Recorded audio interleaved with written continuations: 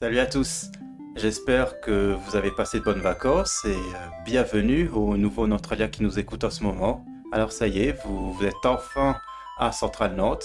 Félicitations, je ne peux que vous souhaiter de profiter de l'année à venir. Vous allez voir, vous n'êtes clairement pas prêt pour ce que les BDX vous ont préparé, mais même moi je ne suis pas prêt. Alors écoutez, si je n'avais qu'un conseil à vous donner avant de commencer cette chronique, ce serait, je crois, de visiter un maximum de clubs. Autant que vous pouvez dans un premier temps, et ensuite, il y en aura bien un qui vous plaira plus que les autres, vous verrez. Découvrir par vous-même le plus de clubs possible me paraît plus judicieux que de se fier uniquement à la plaquette alpha. Quoi qu'il en soit, Guillaume et moi-même sommes ouverts à tous, hein. Si vous voulez faire une petite visite à Nuclérez, n'hésitez pas, notre antenne vous sera toujours ouverte si je puis dire. Je me souviens qu'en première année en centrale, on avait beaucoup, beaucoup de temps libre. Alors, dans temps libre, il y a libre. Je le répète une dernière fois, profitez bien de cette liberté qui vous est offerte, les EI0, pour faire ce qui vous plaît, hein. Club, sport, beuverie, peut-être que ce qui vous intéresse après des années d'études intensives pour quelques-uns, c'est de vous poser et reprendre quelques séries. Moi, je pense surtout aux anciens copains qui nous écoutent. Et justement, aujourd'hui, je voulais vous parler d'une série qui m'a marqué. Garantie sans spoiler.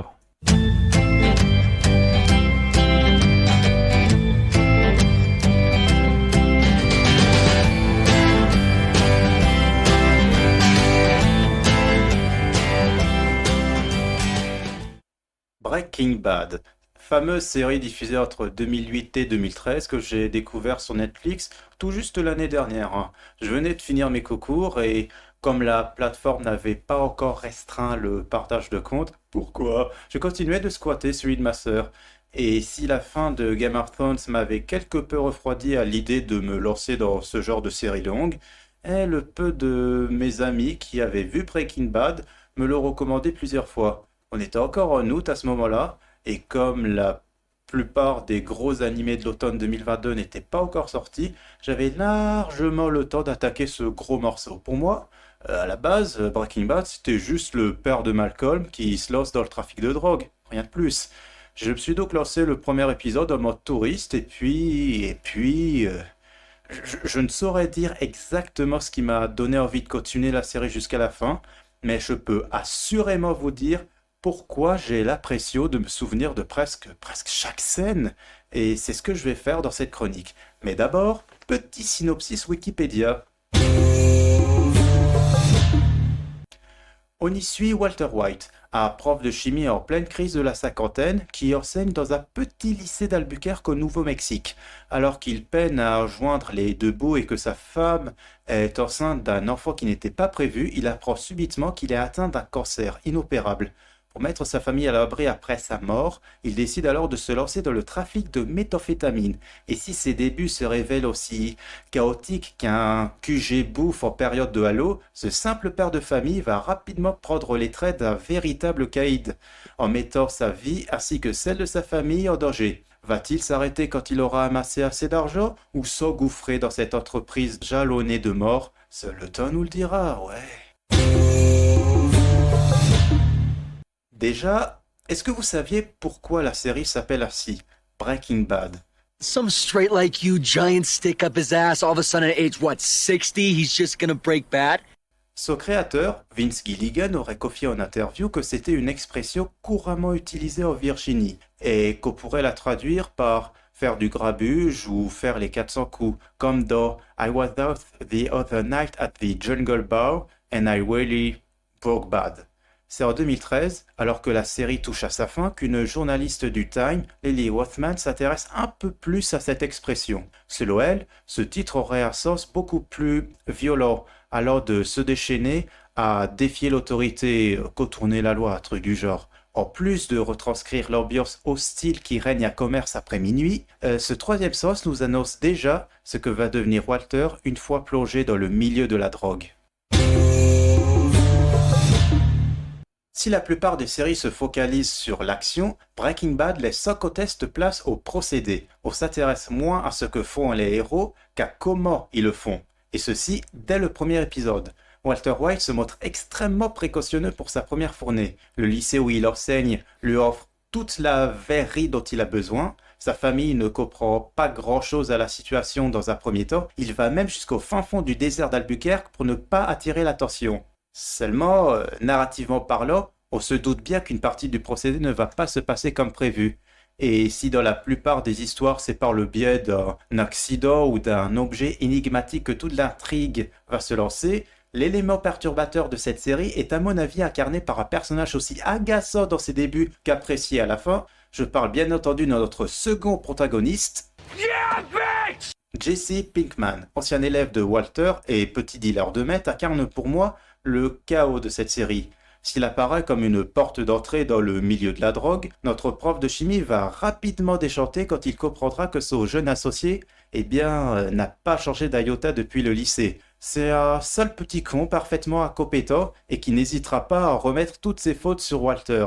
La plupart de mes amis qui connaissent la série m'ont dit qu'ils ne supportaient pas Jesse, qu'il faisait trop tête à claque au début et quand bien même il devient touchant dans ses dernières saisons, force est de constater les facilités scénaristiques qui en découlent. Chaque fois que ce duo semble sur la bonne voie, chaque fois que tout semble rentrer dans l'ordre, c'est Jesse qui vient tout foutre en l'air, à croire que les brainstorming chez les scénaristes se passaient comme ça.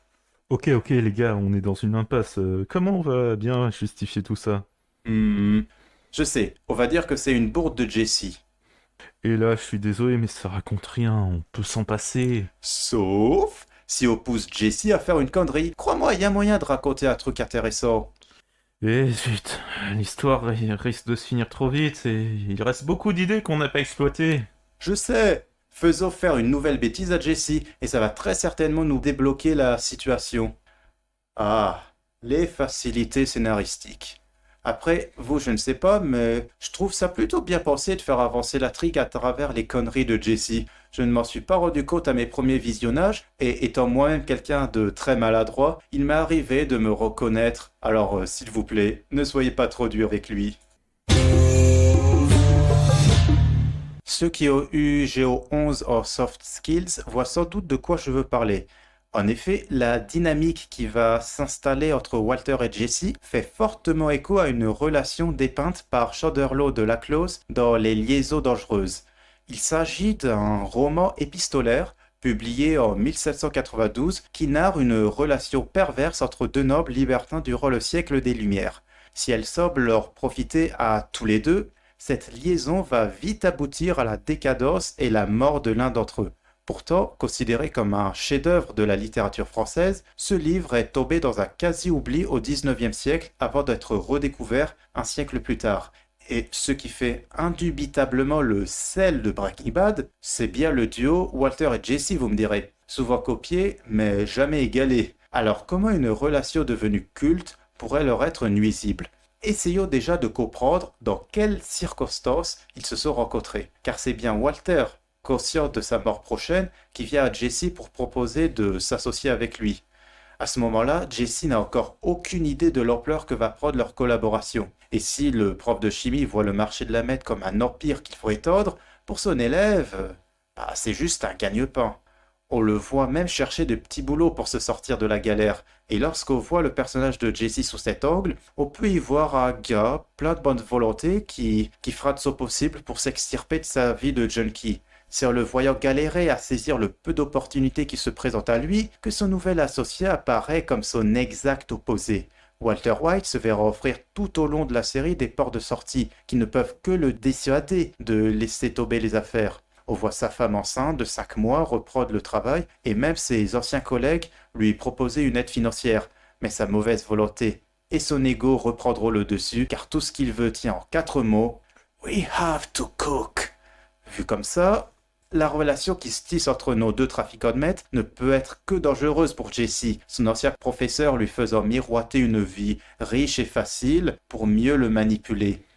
Parce que c'est toujours le même qui prend les initiatives et son partenaire qui subit les conséquences de plein fouet que Walter et Jesse auraient mieux fait de ne jamais se rencontrer. Dès le premier épisode, Walter White nous annonce d'ores et déjà de quoi va parler cette série. Well, technically, chemistry is the study of matter. But I prefer to see it as the study of change. Si les personnages des séries des années 2000 restaient fidèles à eux-mêmes, du début à la fin, Breaking Bad fait le pari inverse. Dans cette histoire, les personnages vont changer. Mais qu'est-ce qu'on entend par changer? Plongeons-nous d'abord dans ce que le premier épisode veut nous raconter.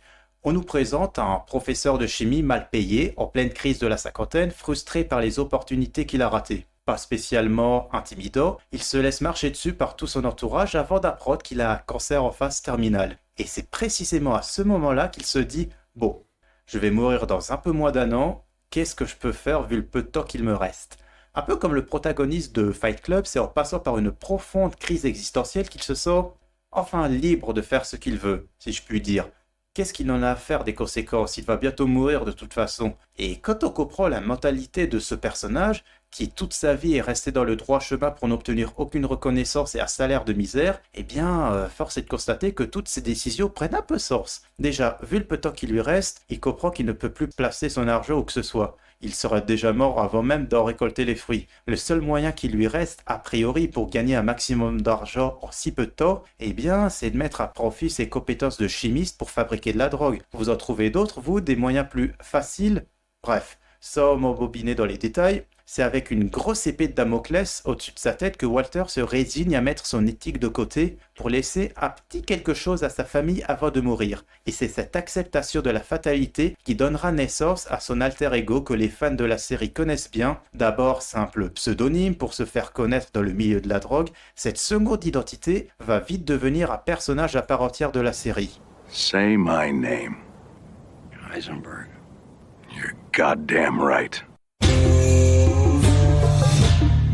Heisenberg deviendra très vite la seconde personnalité de Walter, son côté sombre en quelque sorte, qui tel le cancer le rongeant de l'intérieur, cherchera à prendre le dessus sur le simple père de famille. C'est ainsi que nous aborderons la notion dont je mourrais d'envie de discuter avec vous, chers auditeurs, celle de l'inné et de l'acquis.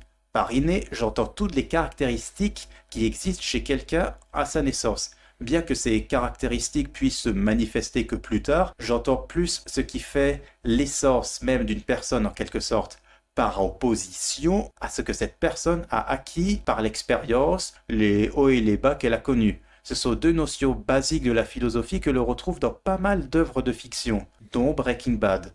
Au début de la série, on nous présente un prof tout ce qu'il y a de plus banal. Il va au boulot, paye ses factures, obéit à ses supérieurs, bref, on retrouve le père de Malcolm joué par Bryan Cranston, en un peu moins foufou et en un peu plus dépressif. C'est lorsqu'il apprend pour son cancer qu'il décide enfin de se lancer dans cette aventure des plus périlleuses, où il va enfin pouvoir déployer toutes les connaissances qu'il a acquises en 50 ans d'existence. Connaissances en chimie, mais pas que. En plus d'être un chimiste dont le talent n'est pas reconnu à sa juste valeur, c'est aussi un véritable MacGyver, un semi-génie du braquage et un fin négociateur que nous dévoile la suite de la série. Tout ça pour dire que cette seconde vie va révéler en lui non seulement des qualités insoupçonnées qui seraient restées dans l'oubli s'il s'était contenté de mener sa simple vie de père de famille, mais là où je veux en venir avec vous, c'est que Walter semble tellement prendre son pied en jouant le rôle d'Heisenberg qu'on en vient presque à se demander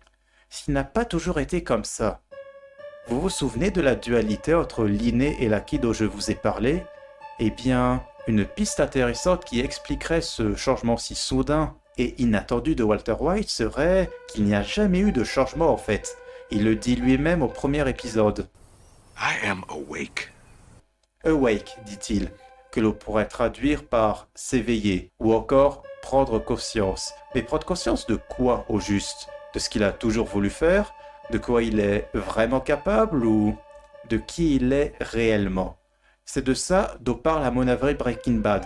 Ce n'est pas l'histoire d'un homme désespéré n'ayant d'autre moyen que de faire ce qu'il y a de pire pour mettre sa famille à l'abri, mais bien celle d'un monstre décidé à retirer le masque qu'il porte depuis 50 ans. J'aurais pu vous parler du concept de persona que la transformation de Walter White illustre plus ou moins avec justesse.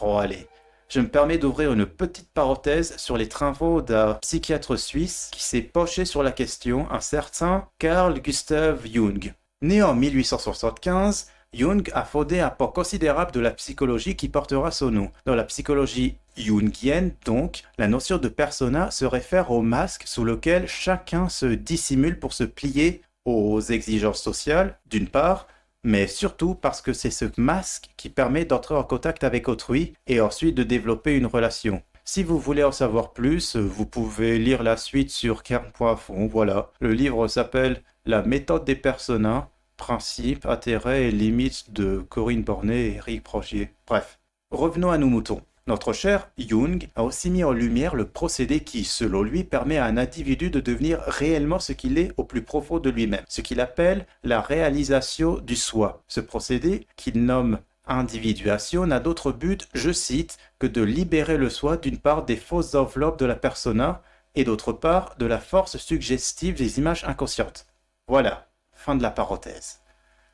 Tout ça pour dire que si l'on se réfère à la théorie de Jung, l'évolution de ce simple prof de chimie dans le milieu de la drogue s'apparente à une forme d'individuation. Une individuation qui lui permettrait, à terme, de se désidentifier de sa persona, ôter ce masque de simple quinquagénaire qui est la source de toutes ses frustrations et de ses déprimes pour, à terme, libérer son soi, libérer Heisenberg.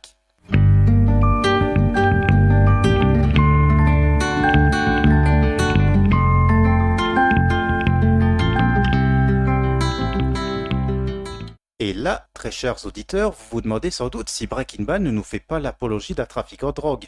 Vu comme ça, on pourrait facilement penser que la série cherche à justifier les choix de Walter et que, au bout du compte, il a bien fait, ça lui aurait fait que du bien. Eh bien, détrompez-vous, ce n'est pas exactement ce genre de morale que la série veut nous raconter. Un peu comme Tony Montana dans le film Scarface ou Rorschach dans l'adaptation du comics Watchmen, le personnage de Walter White a fait l'objet de moult interprétations, certains y voyant un modèle, d'autres estimant au contraire que le but de la série est de souligner les conséquences graves de ses actes. Personnellement, je pencherais plus vers cette seconde vision du personnage. Il est vrai que la série a été un peu victime de son succès ces dernières années, et nombreux sont ceux qui l'ont récupéré pour lui faire dire ce qu'ils veulent. Moi, je pense que Breaking Bad fait partie de ces rares séries qui ne jugent pas les actions de ses protagonistes, ou du moins très peu. Autrement dit, elle ne cherche pas à nous marteler une leçon au travers de son histoire, elle se contente de nous présenter les conséquences plus ou moins dramatiques qui découlent des choix de Walter White, mais des conséquences qui se veulent logiques. Que les décisions de Walter soient bonnes ou mauvaises reste encore aujourd'hui sujet à interprétation, et ça c'est beau. Si Breaking Bad est toujours si populaire 10 ans après sa fin, c'est en partie parce que son créateur Vince Gilligan a tenu à ce que cette série conserve cette sorte de neutralité morale, évitant par ailleurs de déviser les fans. Ça, et aussi son spin-off Better Call Saul. Très bonne série que je n'ai toujours pas terminée, j'en parlerai peut-être un jour. Et voilà. Si ce genre de format vous plaît, dites-le nous en commentaire et on essayera peut-être d'approfondir d'autres séries plus ou moins connues du grand public. Ça, peut-être des séries comme des films ou des bouquins. Écoutez, ce format est encore très expérimental, donc n'hésitez pas à nous dire ce qui vous a plu et ce qui vous a déçu. Nous tâcherons, Guillaume et moi, de vous fournir un produit pur, si je puis dire. Si vous trouvez qu'il y a du spoil à certains passages, n'hésitez pas non plus à nous le dire. Nous nous sommes cantonnés à de courts extraits du premier épisode et des extraits sortis de leur contexte qui n'ont aucun lien avec les événements clés de la série. Mais si vous estimez que c'était déjà trop, on tâchera d'être plus prudent à l'avenir. Le but de cette chronique était simplement de fournir quelques clés d'analyse, aussi bien aux connaisseurs de la série qu'à ceux qui souhaitent découvrir Breaking Bad et son univers. Sur ce, prenez soin de vous et profitez bien de votre année à Centrale. À la prochaine.